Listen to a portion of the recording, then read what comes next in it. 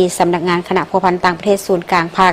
ทานบุญเหลือพันดานุวงศ์หัวหน้าคณะพัวพันธ์ต่างประเทศศูนย์กลางภาคได้ต้อนรับการเข้าเยี่ยมอำลาของทานนางเฮกเตอร์วาเลียอาวาเอกอัครราชทูตแห่งสหรัฐอเมริกาประจำสาธารณรัฐประชาธิปไตยประชาชนลาว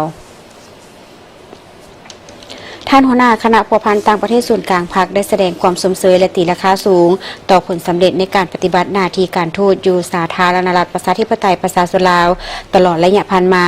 โดยได้ประกอบส่วนอย่างตั้งหน้าเข้าในการสุขยู่และส่งเสริมการร่วมมือระหว่างสองประเทศลาวอเมริกา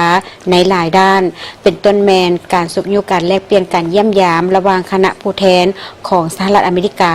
และสาธารณรัฐประชาธิปไตยประชาชนลาวในหลายระดับและหลายแขนงการรวมทั้งการจัดตั้งปฏิบัติโครงการหัวมือต่างๆเช่นเวียกงานปราบปรามยาเสพติดและการบังคับใช้กฎหมายเวียกงานเก็บกู้ระเบิดบ่ทันแตกการหัวมือด้านเศรษฐกิจการค้าการศึกษา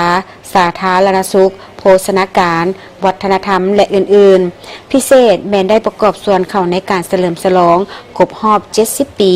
การสร้างตั้งสายพัวพันธ์การทูตระหว่างสาธารณรัฐประชาธิปไตยประชาชนลาวและสหรัฐอเมริกาและการร่วมมือกันในโครงการขุดค้นกระดูกและสิ่งเศษเหลือของทหารอเมริกาที่หายสาบสูญในปางสงครามอยู่ลาวครบรอบ40 ปีในปี